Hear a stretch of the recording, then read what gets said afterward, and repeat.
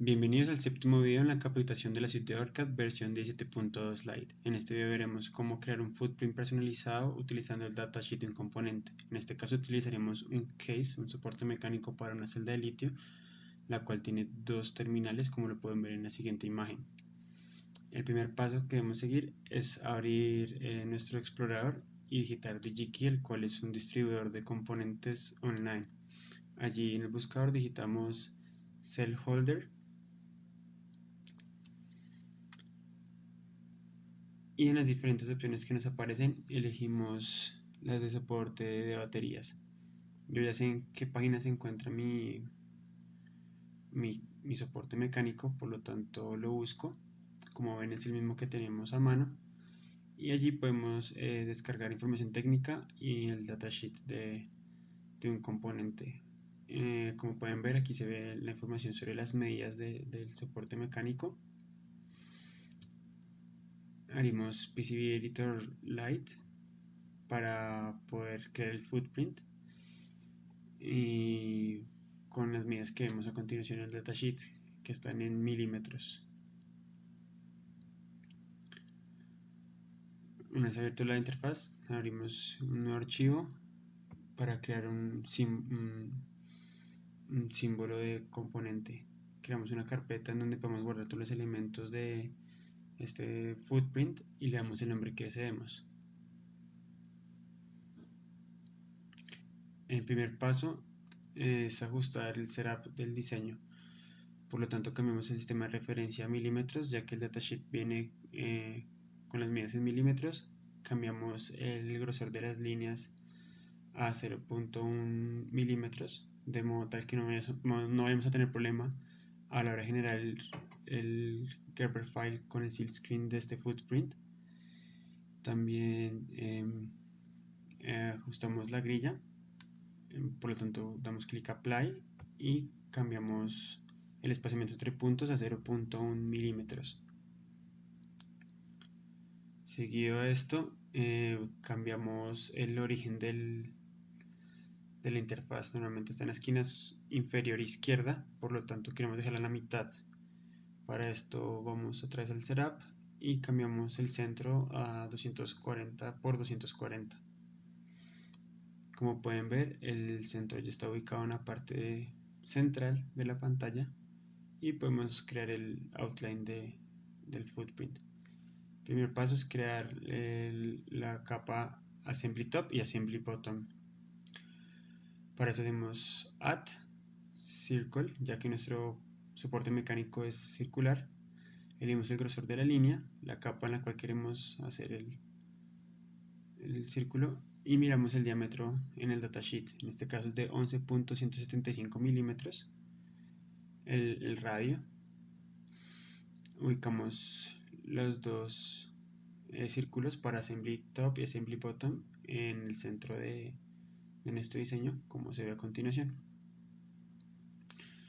Luego hacemos el outline del footprint. Por lo tanto, elegimos la capa Silk Screen Top y una línea para crear la pestaña que vemos acá, que hace parte también del soporte mecánico de la parte que estamos realizando. Por lo tanto, por medio de líneas y utilizando los comandos en la interfaz del PCB Editor, podemos indicar las coordenadas para hacer líneas más definidas en cuanto a que el tamaño tiene que ser justo. Como ven, utilizando las medidas que nos da el datasheet, creamos una pestaña como la que tiene la parte real. La ubicamos en la posición y una vez la tenemos como se tiene realmente, seguimos creando el outline. En este caso vamos a usar un arco de 3 puntos para crear la circunferencia restante y la ajustamos utilizando los círculos que creamos anteriormente como referencia. Como pueden ver, ya tenemos el outline del soporte de la batería. Con Add Text podemos poner las referencias para la capa Assembly Top y el Silk Screen. Esto permite que a la hora de asignar un netlist automáticamente le escribe la referencia que tenía en el esquemático dicha parte. Ubicamos los dos textos. Si quieren podemos cambiar el color al silk screen para que se diferencie de assembly top y los ubicamos como queramos. También podemos hacer otros objetos misceláneos, digamos para indicar el terminal positivo. Podemos crear con líneas en la capa silk screen top un símbolo positivo, de modo tal que a la hora de que se imprima el silk screen, el usuario que está soldando el PCB sepa en qué punto va el terminal positivo de la batería.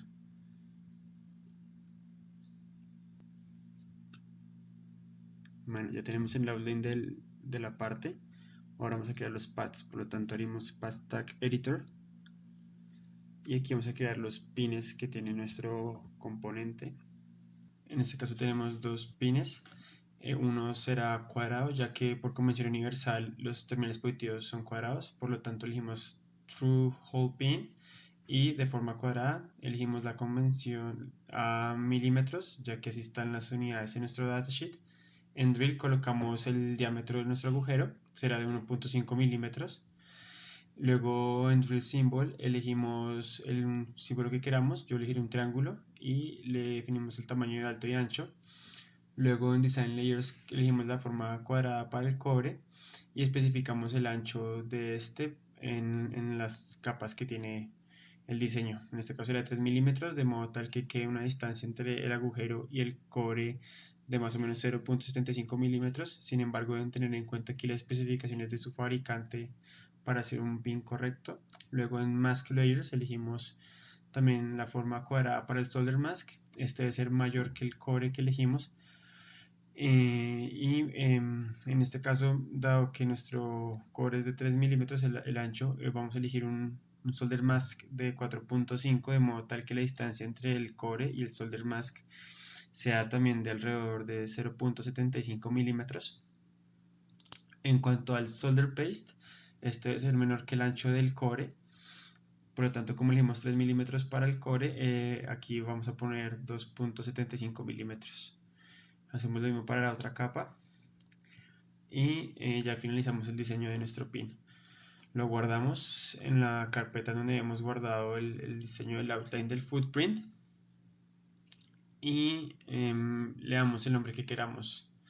En este caso le ponemos cell holder pos de positivo y lo guardamos. Para crear el pin negativo vamos otra vez, le damos new, podemos darle el mismo nombre cambiando el indicador de pos a negativo, true pin, y en este caso, dado que es el negativo, lo podemos elegir de forma circular, le cambiamos el diámetro a 1.7 según el datasheet y los demás parámetros los podemos cambiar teniendo en cuenta las recomendaciones que les di para el pin pasado. Dado que este proceso es muy similar, pues hemos acelerado el video un poco. Sin embargo, pueden hacerlo en casa, tomando en cuenta todas las recomendaciones y los detalles que llevan a cabo el diseño de un pin para un footprint.